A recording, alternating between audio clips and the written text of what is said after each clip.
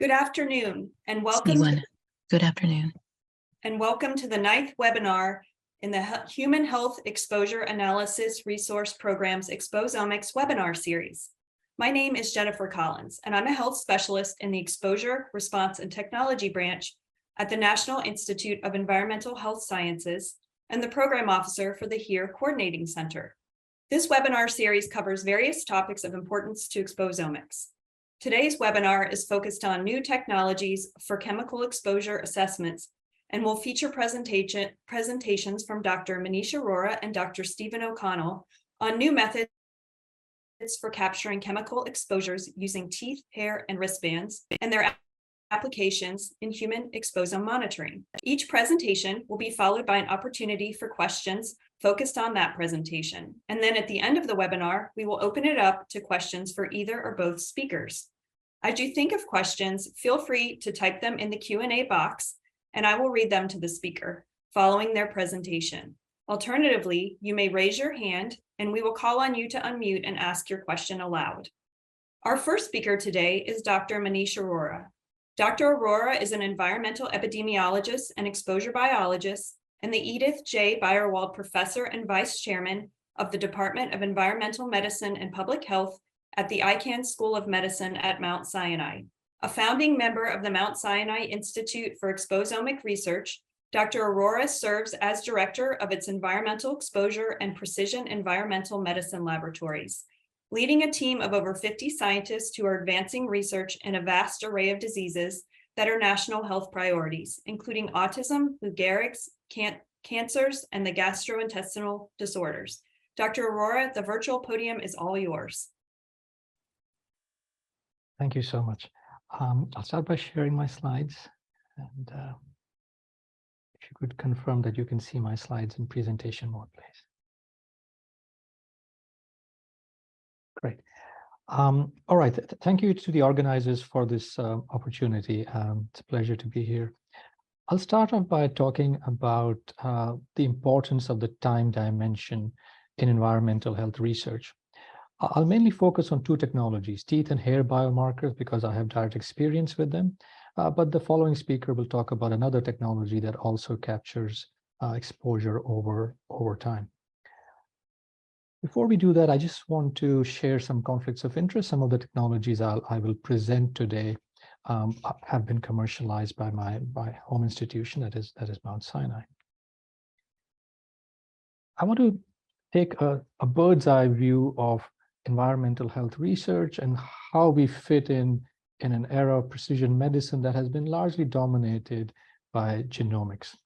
This is one of my favorite studies. I've redrawn these graphs of a study done by Steve Rappaport many years ago that used genetics or twins and heritability to contrast the environmental versus a genetic contribution to disease. And as you can see in this graph, most of the diseases here have a big non-genetic or environmental component. But you don't have to focus just on diseases. You know, increasingly, many of the studies I'm involved in, we're just looking at health trajectories. And again, some of the outcomes that I'm interested in also have major environmental contributors and cannot be studied solely from genetics. So sure, the environment is important. But there is one key difference between using a genetic or a genomics approach versus an exposomic approach. And that is that time plays a much bigger role for us. Your base genetic sequence is set at conception, and sure, there are some changes through epigenetics, but for the most part, you can analyze a person's genome at almost any time and get an answer. For us, the exposures change over time, but also important to consider is that our response to exposure changes at different ages. In this diagram, the chemical description of a molecule above the individuals is that of cotinine or a biomarker of cigarette smoke. If you're exposed as a fetus on the left or as an adult, your response to that exposure is going to be very different because your physiology has changed. And so the timing of when our environmental inputs are received and how we respond to them become very important. And for those of you in the audience who are not from the exposomic field, I share this one thing, which is very heartening to me, that even in the general media, this idea that time is important, especially the early life, the fetal development and pregnancy, and that exposures at this time will shape our health for the rest of our life, is very heartening that this is being recognized. However, as soon as we start considering the time dimension, we have to realize that this is a big challenge, and it's a challenge that is often not fully addressed in the way we design studies. My own interest is in looking at fetal exposure and how this affects children's brain development and then development or neurodevelopment in adulthood. So first of all, there's a challenge of how do we actually measure fetal exposure? How do we, directly sample something that reflects fetal exposure and not just rely on maternal biomarkers? But there's also an epidemiologic design issue here. If we wanted to do this with the best possible study design, and if we were studying conditions that are not that common, I'm not talking about rare conditions, but conditions that are single-digit percentage prevalence, and autism, a condition that I do study, it is very much like that, then very soon we start looking at cohort studies that are in the thousands, sometimes in the tens of thousands, to just get enough sample size and power to study that disease. Now, we have many many other epidemiologic designs at our disposal. For example, enriched risk cohorts. Sure, so we can address some of that problem, but even if we did a much simpler study that requires a far smaller sample size, for example, a case control study, we overcome the issue of needing large sample sizes, but we still have this problem. How do we go back in time, many years back in time, and study exposure that happened very early in life? You could ask yourself this question: what was my exposure before I was born? And not just based on a questionnaire answer, a true omic molecular answer to that question. And it's something that I have grappled with for many years. And today I'll be presenting a technology that offers at least a partial solution to that. The answer to this, at least for me, arose from looking at something very much like this. If you look at a tree that's been cut down and you see all these growth rings, I'm sure everyone's seen this, you start counting backwards. So if let's say you count to about 7 and you see that the ring is somehow disorganized, it's very thin or it's garbled, you know something happened 7 years ago. Maybe that tree did not grow as well because there was a drought or there was some other exposure. Now, part of my clinical training was in dentistry. So as soon as I had this realization, I could link it with one very simple fact that all baby teeth, in fact, all adult teeth, also have growth rings in them. But one special quality of baby teeth is that they start forming in prenatal life. They start mineralizing at the beginning of the second trimester. So every time a child sheds one of those 20 teeth that almost every child is going to shed, they're actually handing you fetal tissue. I know of no other example where someone in their childhood up to the age of 12 and 13 is handing you a non-invasively collected sample of fetal tissue. So this certainly offers us many opportunities. I won't go into all the various laboratory methods we have developed using lasers and other nuclear beam methods, but I'll start off by giving you examples from sort of different domains of chemistry and what all we can measure. And one example of how we've addressed an issue in autism spectrum disorder, a condition that I'm very interested in. So this is an example I've shared very often. This is from a child who lives in Mexico, and they gave us a tooth when they were about 10 years of age. On the y-axis, we have the intensity of lead. And on the x-axis, we have this week-by-week measure of developmental timing. And as you can see on the left of that dashed vertical line, we're actually going into the prenatal period. And you will notice that, at the beginning of this graph, the exposures are on the low side of things, but right towards the end of the third trimester, the level starts increasing. And anyone who's familiar with the kinetics of lead in pregnancy, how it leaves the mother's bones and calcium stores and crosses the placenta along with calcium, will know that in the third trimester, as the fetus is growing very rapidly, lead transfer has been known to increase. The important point here is also that if you did a blood test anywhere in postnatal life, you would miss this period of high exposure. You would classify this child as a low exposure person when in fact they have had a brief period of very high exposure. Now, metals has been I've been working on metals, and other groups have as well. And there's been a lot of literature. And I should acknowledge the work of Needleman, and even before Needleman, people often forget that Linus Pauling won the Nobel Prize for analyzing metals in teeth. He was studying strontium and radiation. So analyzing metals in teeth has historically been a part of science. More recently, we've been looking at other aspects. And one I want to share with you today is biological response. How does our body respond when we are exposed to an environmental stressor? And I'm going to use this one example of C-reactive protein, a marker of a very well-established clinical marker of inflammation. This work was done at Sinai with Danny Dimitru, Christine Austin, and other members of my team. What you're seeing here, and now you can actually visualize in a tooth growth rings, very much like that diagram of a tooth I showed you, or a picture of a tooth I showed you earlier. And each of these bright red lines is a period of high intensity inflammation as measured by C-reactive protein.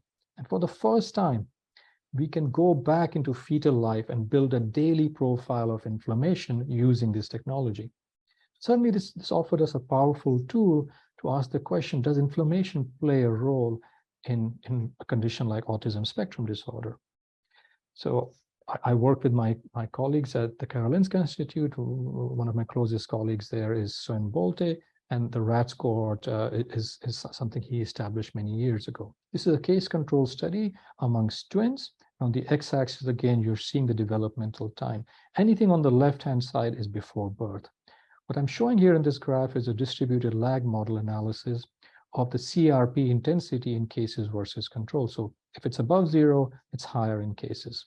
What you see is this window just before birth, and another window later around the 1-year mark, where cases have more inflammation. Of course, I'm not going to accept this finding just based on one study, then that's on Swedish twins.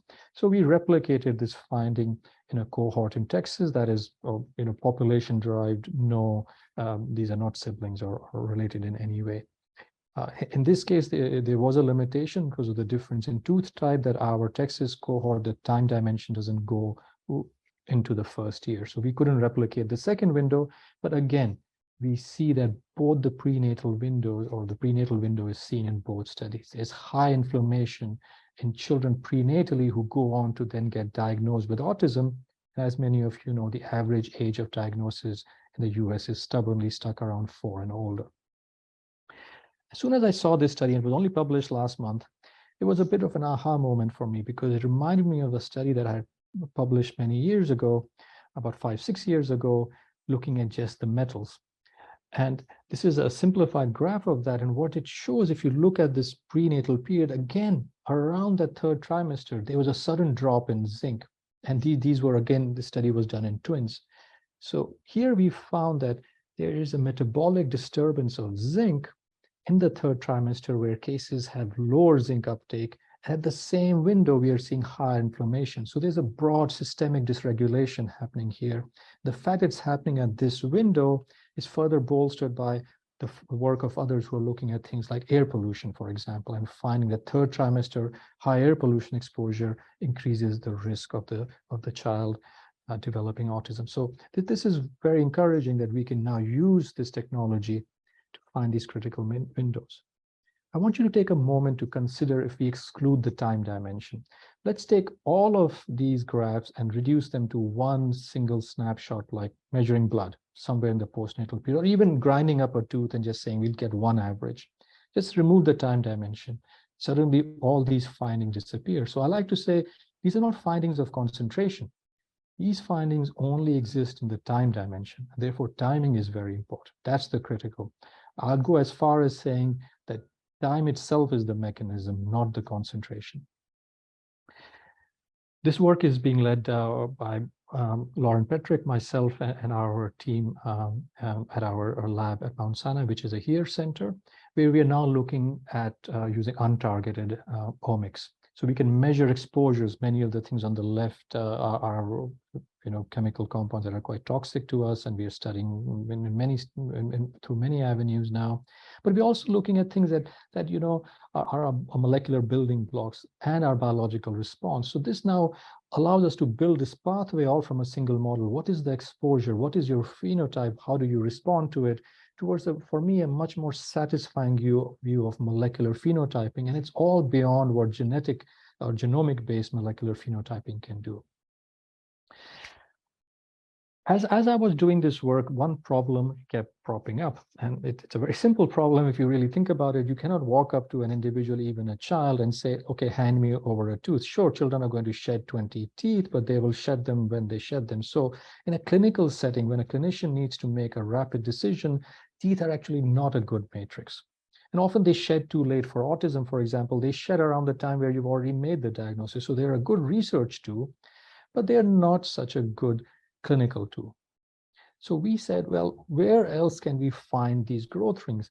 And a very easily accessible tissue is hair. Hair also grows with time, or although in my case that's probably not true anymore, but for most people, hair grows at about 1 centimeter a month. And suddenly we started analyzing the biology of hair and finding these rings and saying, well, yes, this could be a short-term biodynamic marker that can supplement the use of teeth. And I'm going to show you some very, very unique data. And I want to acknowledge the source of this data. It comes from Rebecca Schmidt and Debbie Bennett from the University of California, Davis. And I also want to say it's not been peer-reviewed yet. It's unpublished data. So consider that you are doing a study. It could be a natural experiment. It could be a randomized clinical trial. You have a start and an end point. And let's say you just take 2 measurements, as we often do with blood testing. And I've just put these dots here, and you might look at this and think, well, nothing exciting has happened. The level for this chemical, and I'm going to use the example of tin, which is a toxic metal, is pretty flat. But the reality is we are living with lots of black boxes. We don't know what this person has experienced before they joined the trial. We don't know what's going to happen to them, in between the 2 measurements.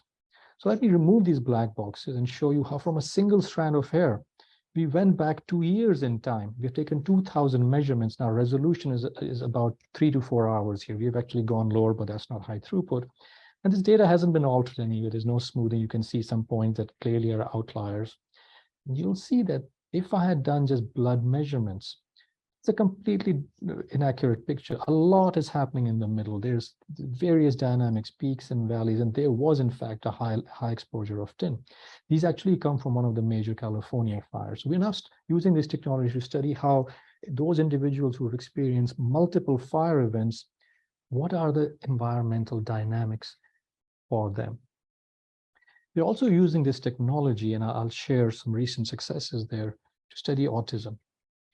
As many of you know, there is no molecular, or there's no FDA-approved molecular marker for autism. It is diagnosed currently entirely on behavioral observations, which means that throughout the US, the average age of diagnosis is 4 years and older. And if you live in a remote area, it's as old as 6 years. But this is a real problem because we know the brain is rapidly developing in the first year. So any intervention would have the most benefit in the first year. Yet we have struggled to overcome this problem. So we did a multinational study. I won't go into that details, but we use this novel approach that we call environmental biodynamics. And we showed that we can even detect autism as early as birth, and up to the oldest participant in this study was 21 years of age. We then went on to show how we can actually, correlate this to mechanistic finding using fMRI.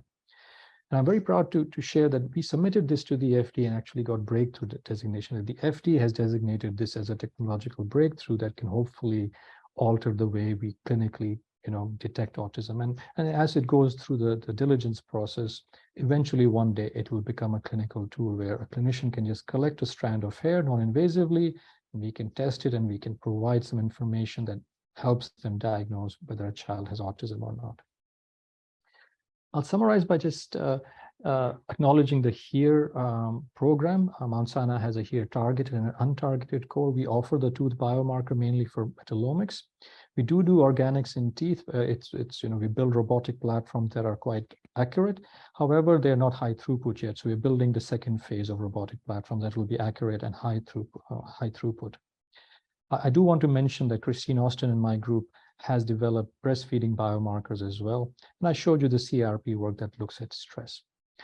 We have some hair metallomics work as well, but we usually use it only for pilot studies through the HEAR program because it's not high throughput yet. With that, I'll stop because I'm almost out of time. I just want to acknowledge my colleagues who I couldn't mention during the talk, and also the various funding sources, especially the RIVER or R35 mechanism and the two HHEAR lab hubs that are at Mount Sinai. And thank you again to the organizers for this opportunity. Thank you so much, Dr. Aurora. So I'd just like to remind everyone that you can either put your questions in the chat box, or excuse me, the Q&A box, or you may raise your hand and we will be able to unmute you and call on you.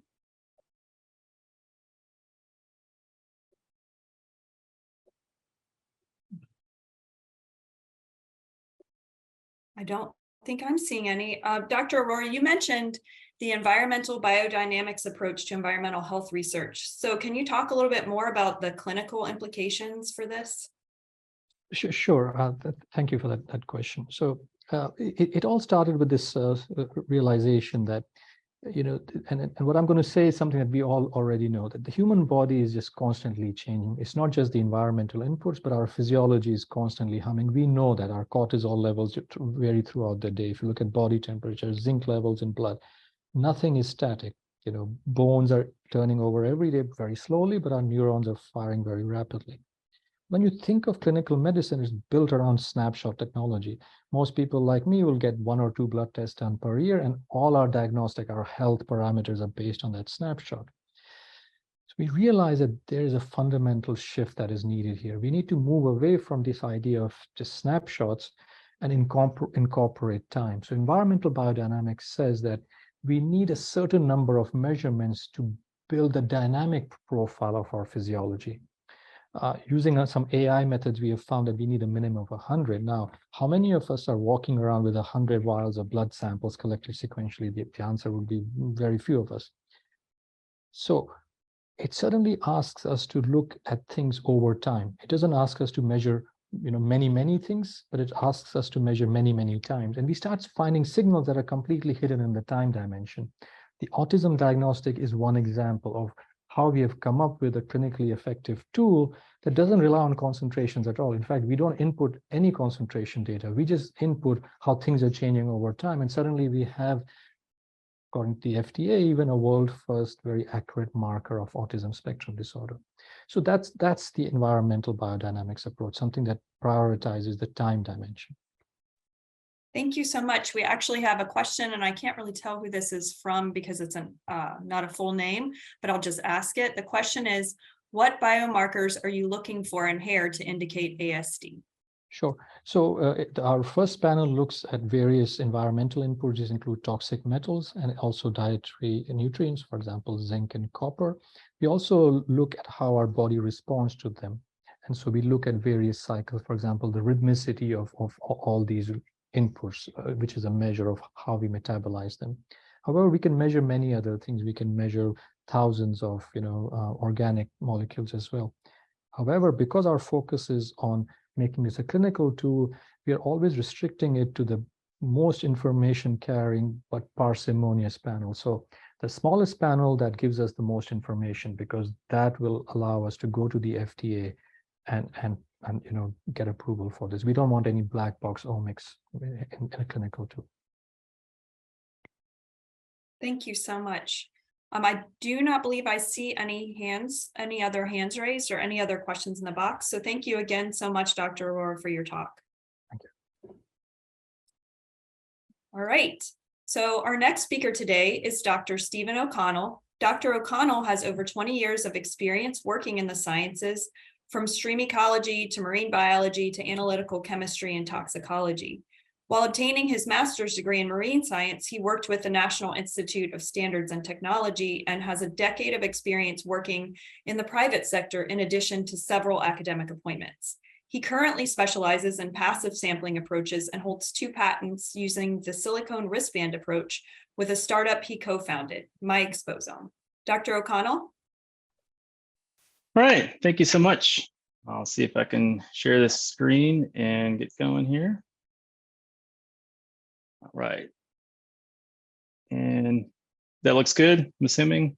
I've got dual screens, so I'm hoping that it's sharing the right screen. I'm not seeing any comments, so we'll assume that it's good to go. So I want to thank everyone for having me, and it's a pleasure to talk to folks today about this relatively new technology and what's going on with wristbands and how can you use it, and what are best practices and what's going on with it. So with that, as was mentioned earlier, I work for a small business, my exposome. We're about 9 years old at this point. We have a few patents, and really we started this to kind of get a bigger impact than maybe just relying on publications alone. It was also co-founded with Dr. Anderson at Oregon State University. And really trying to get at these questions of what is a normal exposure, and normal obviously is relative to every kind of aspect, even life stages, as Dr. Aurora mentioned. But if you had a nice systematic way to get external exposures, you could start to prioritize chemicals and maybe even build a nice database where we can leverage epidemiological expertise and look at correlations and things over time. So what is this approach? The wristbands are just silicone wristbands. You might have worn them for various fundraisers or other kinds of things that you've seen in the world. And it's a very simple way to monitor organic chemistry. And that's typically what we're going to talk about today, is just organic chemistry, not talking about viruses, bacteria, metals, or anything like that. It's primarily used for those organics, but a wide range of organics. And that's one of the reasons you'd use silicone, because of that silica oxide backbone allows you to have some dipole-dipole interactions, in addition to van der Waals forces, which makes this a passive sampling material that's advantageous for polar, nonpolar, lipophilic, lipophobic compounds. So you get a wide range of organic chemical exposure. The other advantage to use this is because the silicone's worn against the skin, and we'll talk more about this in future slides, you're able to potentially capture multiple routes of exposure and even potentially internal routes of exposure. So the original publication describing this research and this approach was back in 2014. And I just put this out there. Some folks maybe have seen this before, but if you're not familiar with the wristband approach at all, this is an early stage. We didn't really know if this passive sampling was going to be very sensitive or very advantageous to use in certain kind of environments. So we started with the occupational exposure with kind of a known exposure to PAHs, hot tar asphalt roofing. And in this case, we were really primarily interested in seeing if it was temporally sensitive or spatially sensitive. And what we mean by that, we had folks wear it for just a single day or an entire work week. And we said, do we see a little bit of a dose response, increased exposure next to a known source of PAHs? Do you see increased load of PAHs? And that is the case.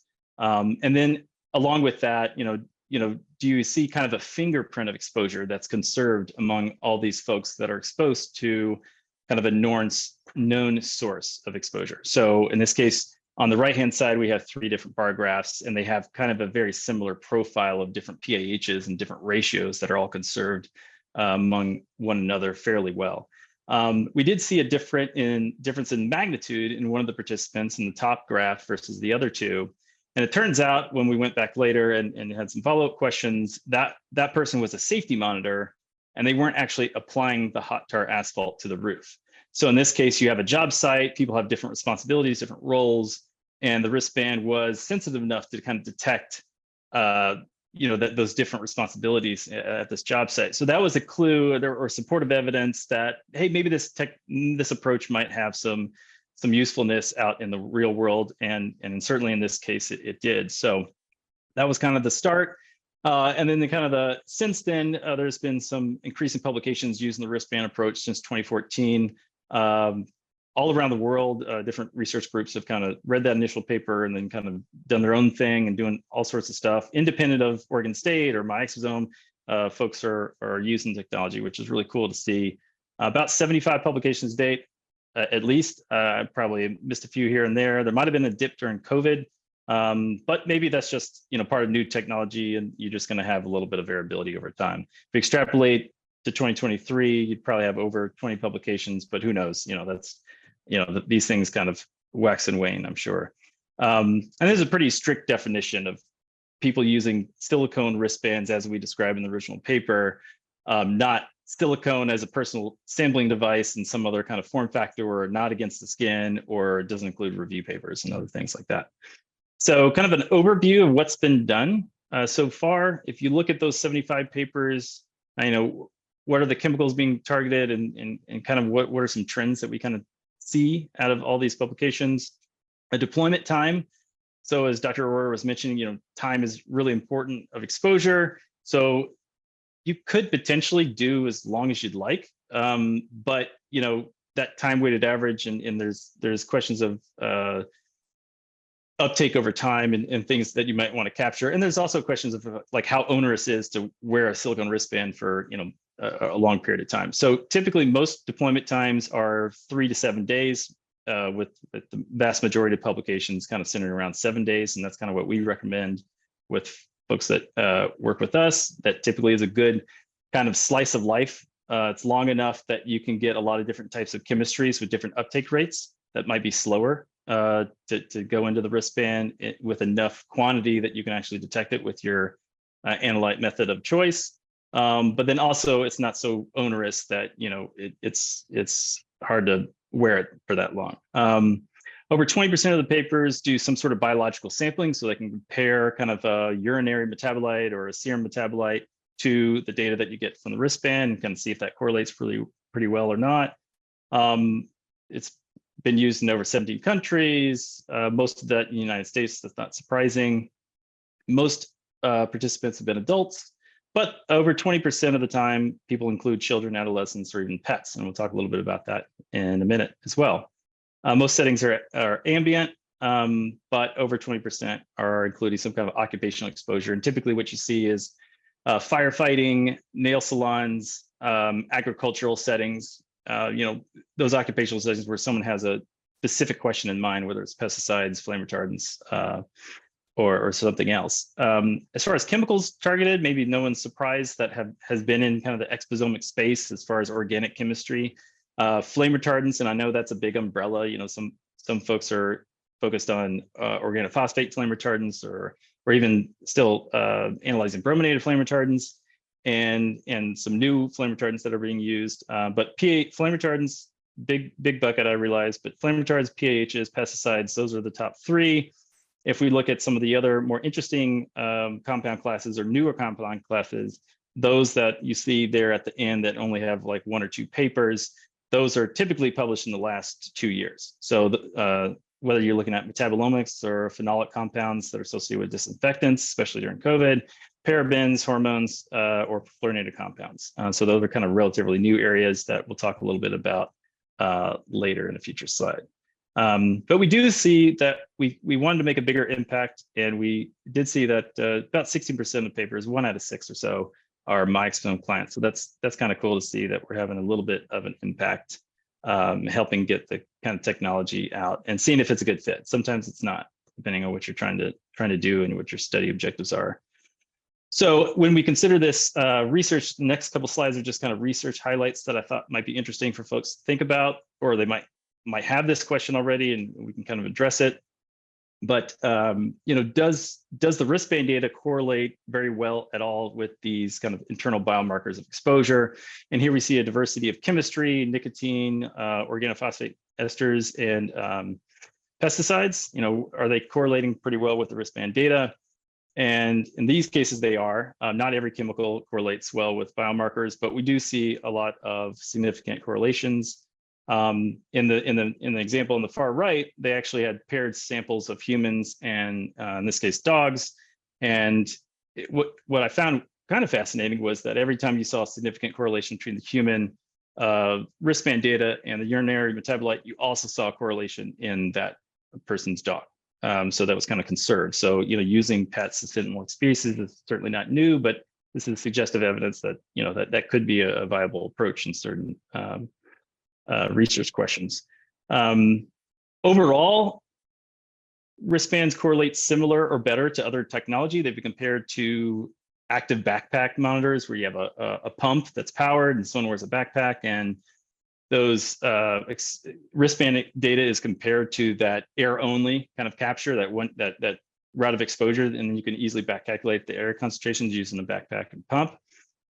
And they've also compared with hand wipes. Interestingly, if you combine something that's kind of air only, and then you combine like hand wipe that's dermal, when you put that data together, it starts to look kind of like wristband data. And that's suggestive evidence in all these cases. And certainly this is mentioned in these publications as well, that the wristband is capturing kind of multiple routes of exposure, not just air, but also dermal. And so along those lines, we applied for a phase 1 SBIR with NIHS a few years ago and was awarded some funding. And we were interested in, well, if we take that same silicone wristband and we prevent any kind of skin contact, do you see a difference in total load or detections among these different devices? So in the picture on the left-hand side, we took a wristband. It was one normally, against the wrist, against the skin, on the wrist, against the skin. And then we also took that same wristband, we put it into a T-ball of all things, and wore it on the neck or on the wrist as well. So what we were interested to see is, well, our hypothesis was for volatile compounds, things that are in the air, it shouldn't really matter where that wristband was or whether it was touching skin or not. And so we were kind of assuming that you would see no statistical differences between those configurations, that silicone on the body for volatile compounds. And those are defined anything with a boiling point of below 250 degrees Celsius. For anything above that, we were expecting to see a difference. Because of these other papers had mentioned in our original paper, we saw caffeine and we thought, oh, that might be coming from the sweat actually. So we had a clue that that this could be a case. And for semi-volatiles, that difference of load could be more pronounced. And certainly we do see that. We have significant differences in detections and total load. Detections are about 3-fold change, and then total load is about, on average, a 7-fold change on a given individual, whether you have skin contact or not. And that also suggests that dermal exposure is quite pronounced. And these are all compounds that were within the polymer, not on the surface of the polymer, because we, as part of our practices, we rinse the wristband off because we don't want to extract compounds that might be particulate bound on the surface of the wristband. So you rinse the wristband off, then you extract the chemicals, and now you're more confident that the concentration you're seeing are all bioavailable. So if you're able to, this is all part of this data set, and all this is not published yet, but I just felt like sharing because I look at a lot of this data by myself, so it's kind of nice to share it with folks. But plans are to publish this, and we're in current, we just submitted a phase 2 of this grant last week. But if you knew of all the chemicals that were found, about 90 chemicals that you can see on the screen are all these little dots, those are each a chemical, representing a chemical. If you could assign them classifications based on those configurations, maybe you could start to model, thresholds of phys-chem properties of, well, at this point, could you be confident that these chemicals are all coming from the air, or at this threshold, you're pretty confident that all these chemicals are coming from kind of a dermal source of exposure. And then maybe you want to just try to consider everything. And so I made a multinomial logistic regression using all sorts of different inputs and tried to predict whether a compound was air, mixed, or dermal. And I got that to about 85% accuracy, but I would put caveats around that because this is only 30 people. So I'd want to do a much bigger study to start to build these models and confirm kind of the conclusions that we're seeing here. But as an example of what you could do with something like that, our boiling point prediction, our threshold would have been about 220 degrees Celsius, where anything below that, you'd predict that you'd have over 80% confidence that that chemical is coming from the air. And as I mentioned before, kind of the current convention, the line in the sand, is about 250 degrees Celsius. So if you never knew anything about that, you're in the ballpark of that range. And again, this is early data, so you'd have to make sure that this is backed up with a bigger sample size, but very promising start so far that we can start to predict where these chemicals might be coming from. And also show that, the data is coming from more than one source. So if you were, the next question you might have, well, if you thought it was coming from the air, could you take that wristband concentration and back calculate that to an air concentration? And the answer is yes. I mean, that's typically what passive sampling has been based on for decades. Typically, passive samplers are used in, environmental matrices, sediment, pore water, or water itself, streams, rivers, lakes, that sort of thing. And back calculating to water concentrations has been done for, again, decades. So the same kind of thing you could do for air. So if you were very confident that this particular chemical came from the air, can you back calculate to air concentration? So that's what we did with a DoD SBIR several years ago, and we used a vaporization system and a custom exposure chamber to put wristbands in there, vaporize the chemicals, expose them over a known period of time, and with static environmental conditions, which we tried to mimic kind of indoor environment, since over 80% of the time people spend their time indoors, just a general global average. So you will have to make assumptions when you back calculate about temperature, humidity, wind speed, that sort of thing. Mostly temperature is a huge factor, so you'd want to get that right. But if you make those assumptions, yes, it's absolutely possible to back calculate, and we were able to do some predictive models to predict some very key parameters, partition coefficients, and a dissipation parameter that's useful to easily back calculate wristband data into air data. Similar to this, we're also working on back calculating to kind of an averaged surface concentration. So you can do the same thing for dermal uptake. If you were very confident that the compound was coming from a dermal, you don't know whether that's clothing or carpet or some other kind of surface contact, but you could still say, well, this is equivalent to an average concentration over this time period of 200 nanograms or whatever. So it's certainly possible to do that as well. So just like you do with air, you could do something with the dermal. So that's kind of the current state that I wanted to highlight today. And I don't have too much time to go into all sorts of cool little aspects of the research, but it does seem to be, it's definitely a quantitative chemical organic exposure approach. It's a complex and comprehensive profile, which maybe is why it matches up with biological data as good as, or sometimes even better than in other external measures of exposure. You can back calculate if you can, but obviously with the complexity of the data, communicating this to participants, if you're doing a report back, or communicating the data but just to other researchers, sometimes can be a challenge because of this complexity. And that's currently an active area of research that people are doing some really good things about. So quickly here, I just want to mention a few future trends and the things that I think are kind of neat and maybe worth pursuing. Obviously, most people on this call, probably everybody, has heard of perfluorinated compounds. I had, when I worked at NIST several years ago, this was a compound class I was familiar with and worked with in sea turtles, measuring that along the East Coast. So we have some internal data, again, not published, up at the top, that we had some real world samples. We analyzed over a perfluorinated method, and we did see some evidence of perfluorinated compounds.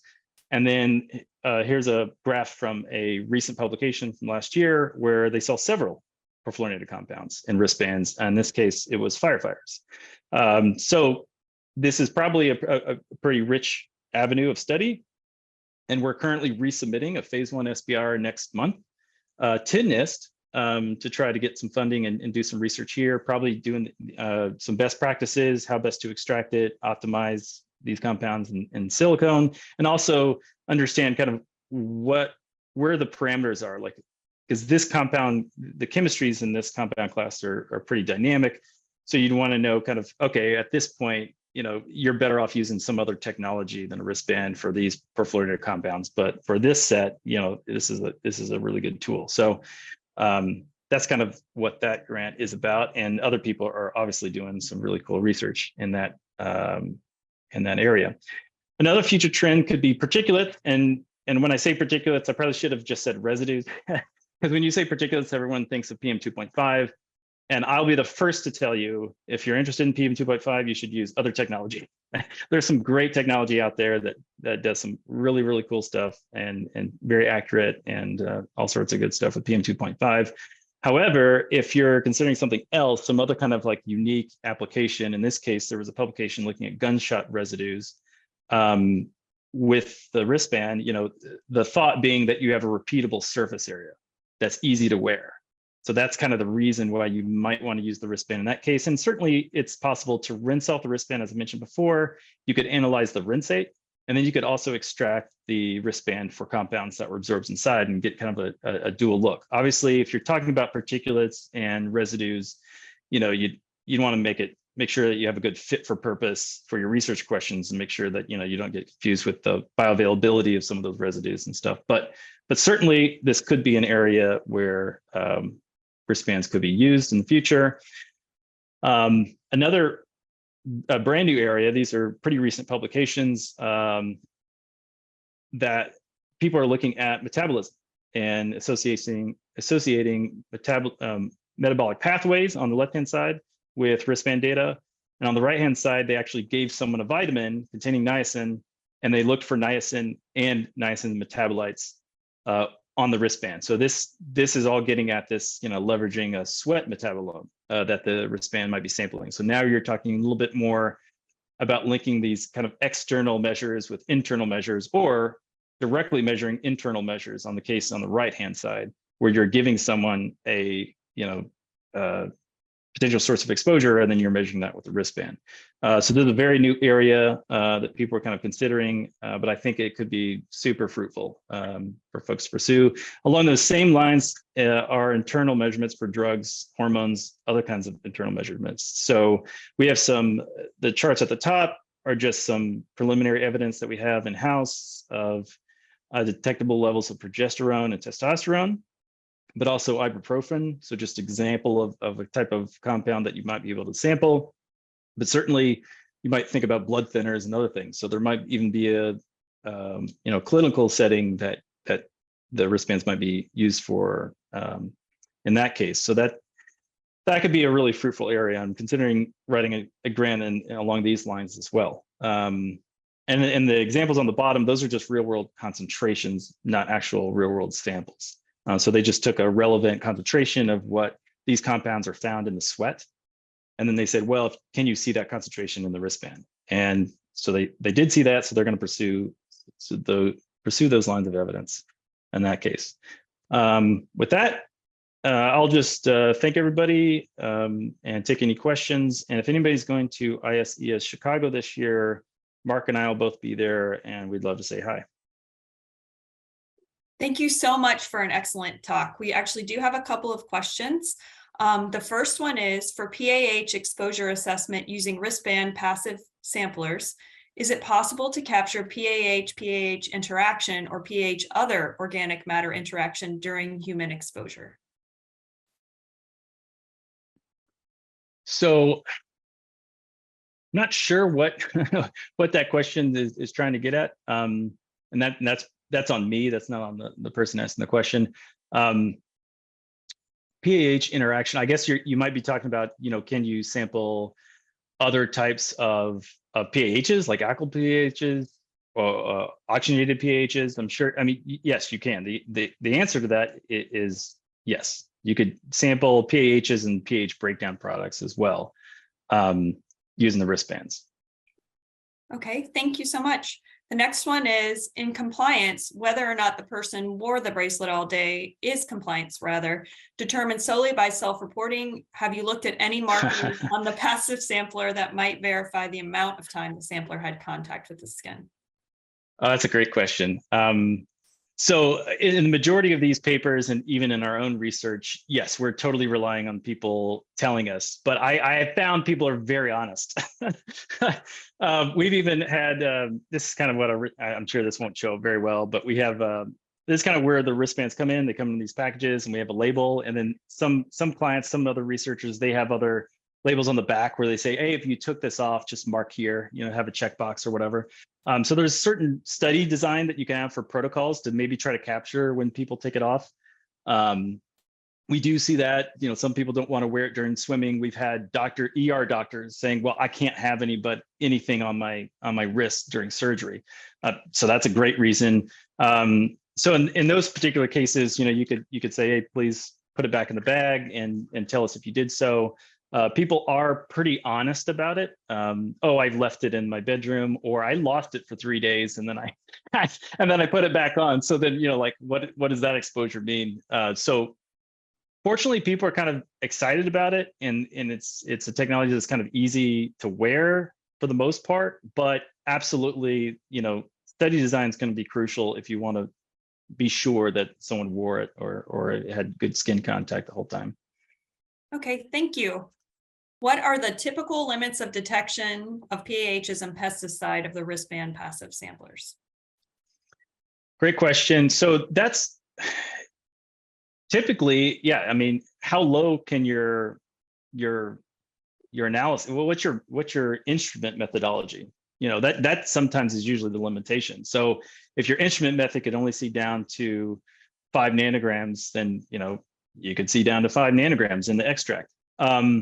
So that's sometimes I can answer that by an instrument question. But to the asker's point, with all of these compounds, you have to get enough material into the wristband to get over whatever that threshold is. So if your detection limits are 20 parts per billion, or and that's typically what we see. Just a short answer, low parts per billion for PAHs and pesticides is very typical. When we do a screen for 1,500 compounds, that you're sacrificing resolution for breadth. So that one's more like 200 parts per billion, as a minimum. You want to be over that threshold, and we still, find, dozens of detections at that level. But and then VOCs are higher than that, especially if you're looking at alkanes. Well, now we're talking about ppm levels. So if your detection limit's below ppm, you're definitely going to see some VOCs in that scenario. So everybody's different. Phthalates, you would not need a very low detection limit. You're going to see phthalates out the wazoo. Organophosphate pesticides or flame retardants, excuse me, those exposure limits or the concentrations we see in the wristband are pretty high. We're talking tens of thousands of nanograms or thousands of nanograms. So if your instrument methodology is below 100 parts per billion, you're easily going to see that, or 100 nanograms per mil. Yeah. Okay. We actually have quite a few more questions, so hopefully we'll be able to get to them all. So if, for example, 2 people are exposed to the same chemicals, would the results from the wristband show the exact same chemicals, or would there be individual differences? Well, as we saw in that example earlier on, if someone was exposed to the same chemicals in that early slide, so we have a known hot tar roofing exposure. So they're being exposed to PAHs of a certain, call it kind of a chemical fingerprint, where you have different ratios, phenanthrene, naphthalene, whatever. Yeah, they're seeing the same chemicals, but as we saw in that graph, you might see differences in magnitude given that constant exposure, because that person maybe wasn't near that. And certainly in the firefighting cases, I've seen many papers where you have someone who's outside of the structure, in this case, like a structural fire, they have a different load than someone inside the structure. So same active site, same wristbands, same types of chemicals, but we're seeing differences. And typically, and there's been some other interesting research where someone looked at, well, let's wear a wristband for this week, and then give it a couple of weeks and wear another wristband for a week and compare the data. And often what you see is a bigger difference between people than amongst a person. And that kind of is reflected on, like our daily lives. We typically do the same things. We have the same kind of commute. We live and, work in the same places. So, those are kind of conserved, although those can change with, you might move or whatever. But yeah, individual differences, they can often be pretty dramatic.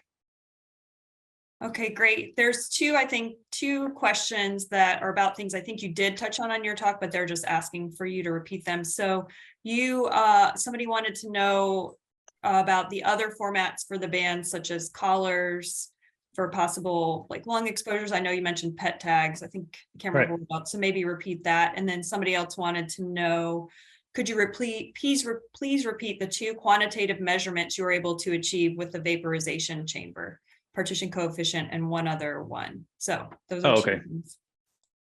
Yeah, sure. So Yeah, the two parameters that are really critical were partition coefficients, because they're on a log scale. So if you have, oh, it's plus or minus 10%, well, that's 100-fold difference on a log scale. So you have to be pretty precise. You want those estimates to be accurate. The other one was dissipation coefficient, little k E, and you can go to that paper in 2021 and look at the equations, and you can see how that all fits. I just didn't want to overwhelm people in just a 20-minute talk, but those are the two critical parameters that we use. And some people do a different way to back calculate, but they're all mathematically linked. Some people like diffusion coefficients and activity, chemical activity, but mathematically they're all the same.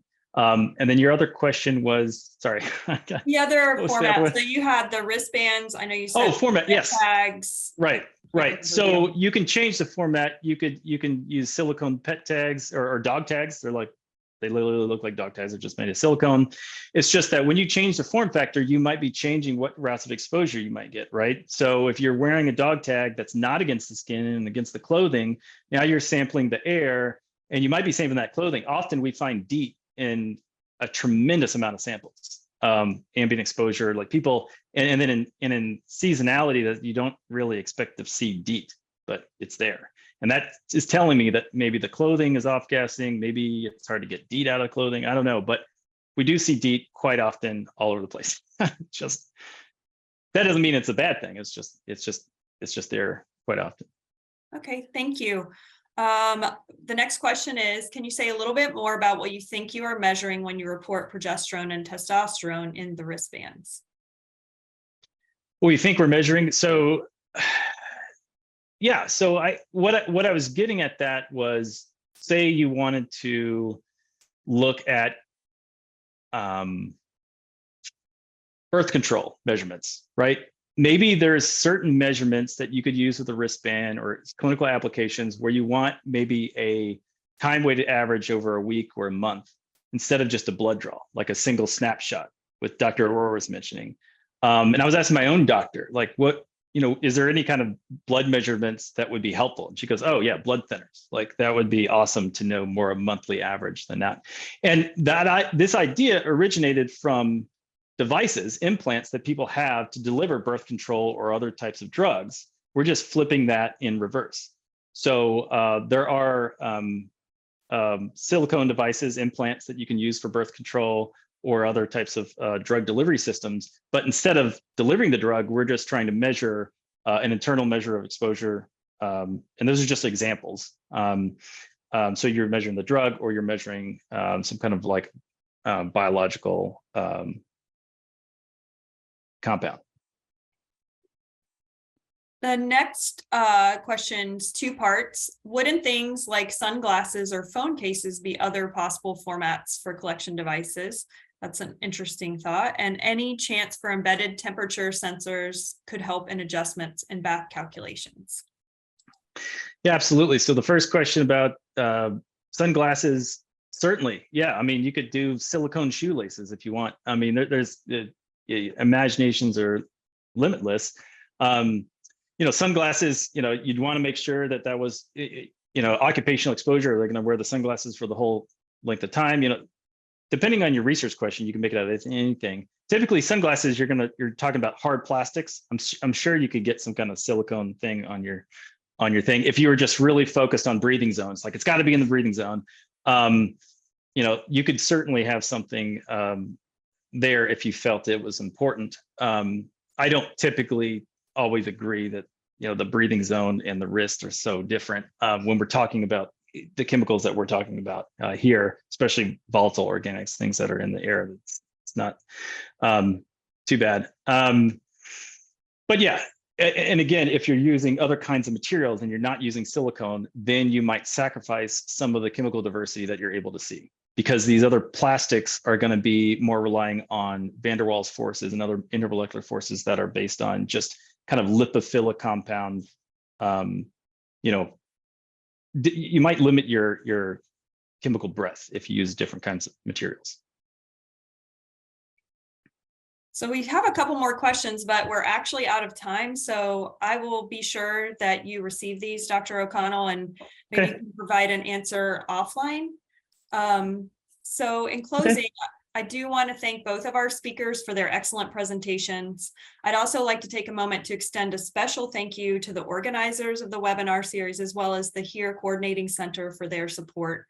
Thank you to all of you as well for your attention, attendance, and engagement in today's event.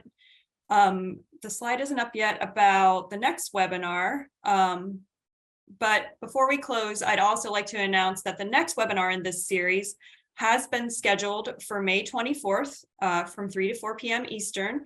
This webinar will focus on the chemical characterization of environmental samples and will feature presentations from Dr. Heather Stapleton and Dr. Lee Ferguson of Duke University.